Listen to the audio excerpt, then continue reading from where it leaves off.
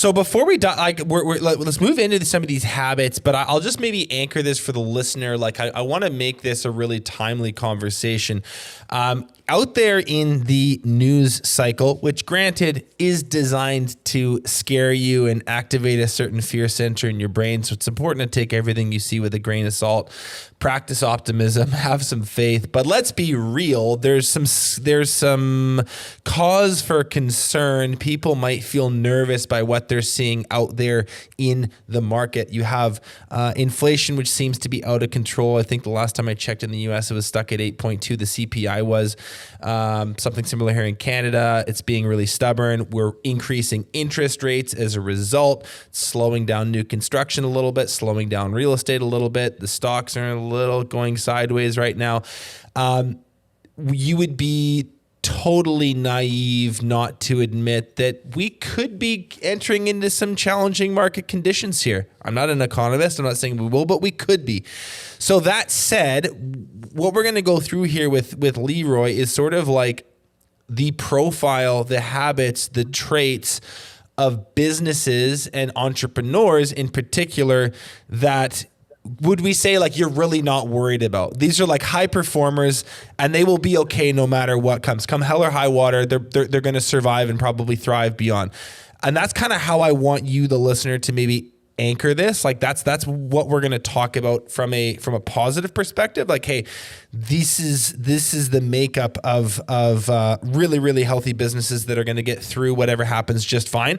And then I think we'll shift the conversation a little later on to maybe discuss those at-risk companies that you can see as well. So I just wanted to set that up for the listener. Let's dive into some of these points that you see in that top 10%. Cool. Yeah, happy to help with this. So like the first one is the top 10% performance separate their business from their personal life, right? So a good step forward in that is incorporating a company or at least setting up some sort of entity that has protection as a business owner from the business. So keeping your personal assets separate from your business assets.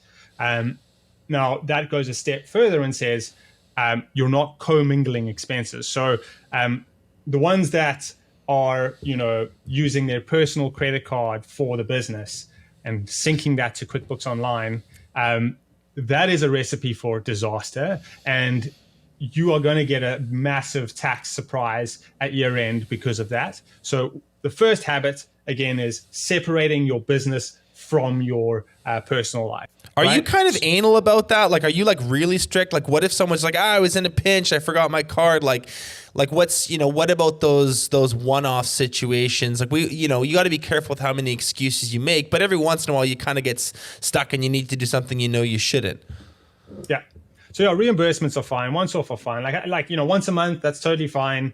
But if you're, running all your habitually doing this, that's bad. Card, it's hard as a bookkeeper to know what's a personal and what's a actual business expense, and then your code. Like we have to get that information from you, so you have to spend time deciphering that.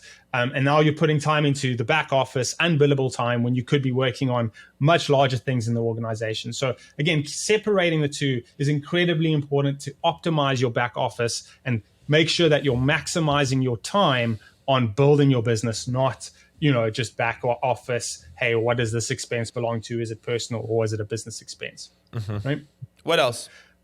So the second one is a lot of our clients are dialing into their sales processes, understanding what is a good customer, one, and how to get them, two, and three, setting up your contracts with the owner to protect the business. So having a formalized contract in place which covers situations where there are delayed payments or the customer hasn't paid you, and setting up good payment schedules to ensure that the power of the cash isn't sitting in the owner's hands. There's a lot of psychology. There's a lot that we can talk about here. But the key point I want to get here is if you're a contractor doing a 50% deposit up front and then a 50% at the end,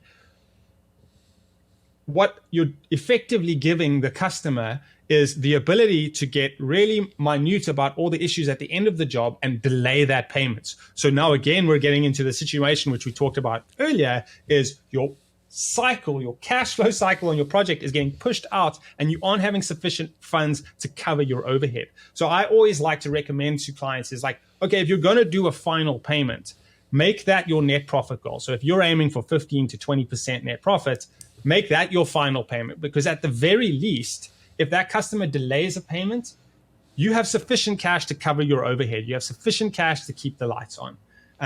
So our clients that are doing really well are laser focused on cash flow, laser focused on their contracts. And the other topic is change orders.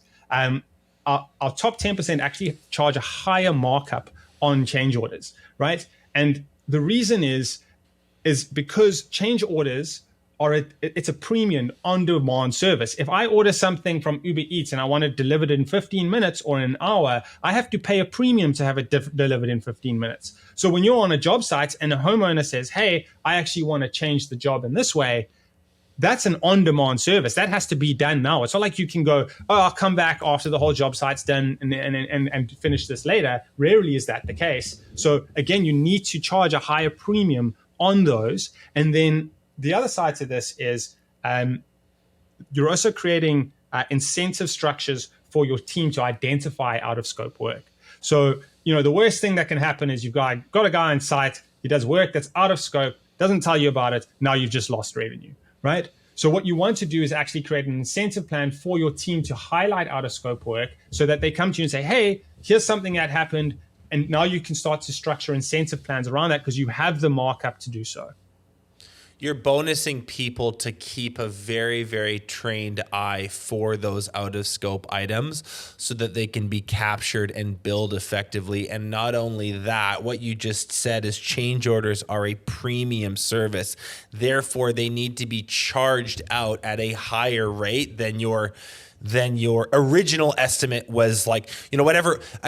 Not to oversimplify, but you make the case that the markup that you add to your change order needs to be a few percentage points or many percentage points higher than the markup that you do for that original estimate, because it's done on the fly, because it's a luxury, and because it actually is quite,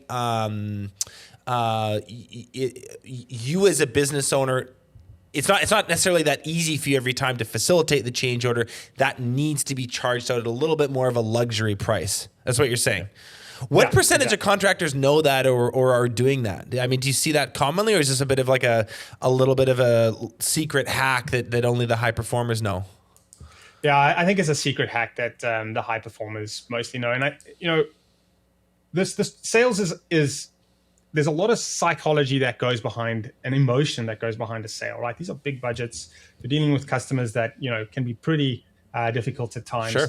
But when you have a good grasp on your numbers and you know the impact from a cash perspective of what's happening in these change orders or the way that you've set up your payment schedules, those sales calls become unemotional from your perspective, because if I drop these many points, or if I push out the payment this many days, this is what it's going to do to my business in the long run. So again, it's just your numbers don't lie, right? Like, if they're accurate, of course. So having that as a tool in your back pocket during a sales call does incredible wonders for you when you know the number that you need to hit to make the business work, right? Because if you're shooting in the dark and going with gut feeling, that's going to keep you up at night, right? Yeah. Yeah. And then going back to the contract thing, you rattled off like the example of 50% up front, 50% at the end.